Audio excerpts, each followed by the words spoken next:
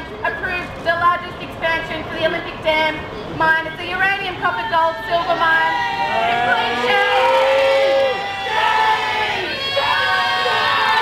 It will be the largest mine in the world. They want to truck and rail 19,000 tonnes of uranium each year up through South Australia, through the Northern Territory and out of Darwin's port. Time to get with it, uranium, don't dig it. Leave it in the ground, it's time to get with it.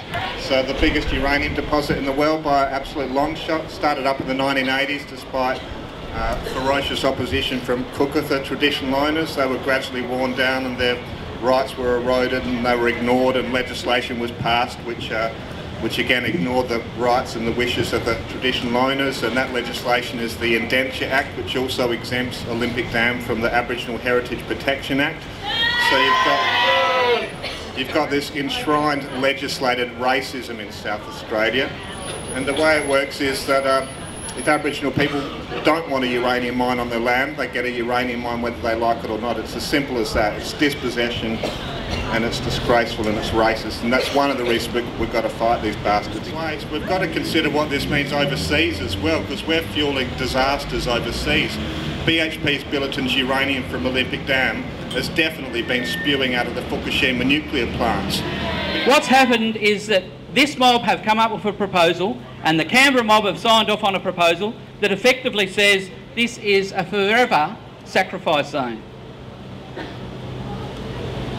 And not only, as Jim said, not only is it a sacrifice zone on that country, on Uncle Kevin's country, on Kukatha people's country, not only is it a sacrifice there, but it causes not only leaking tailings here, but it fuels leaking reactors overseas. If there's one thing that we should have learned in 2011, and we still have time, and it's imperative that Australia learns the lesson. It is absolutely imperative, and that is the lesson of Fukushima.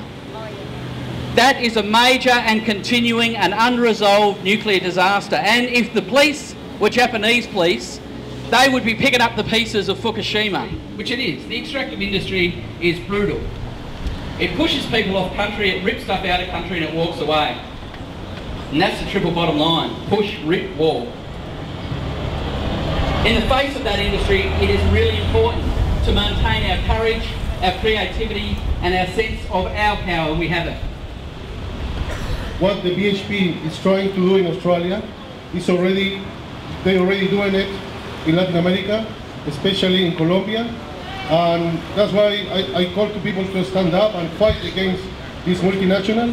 My name is No Nuke Calamity Jane, and I was born out of the atomic age. As the war raged and the earth burned on those two fateful days, 1945, I'm still alive and I'm 65 years on, and I'm here to say it's time to break the nuclear age.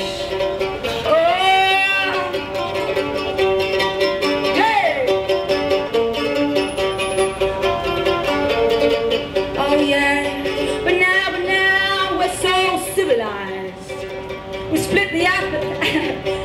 split the atom. Now we're splitting hairs.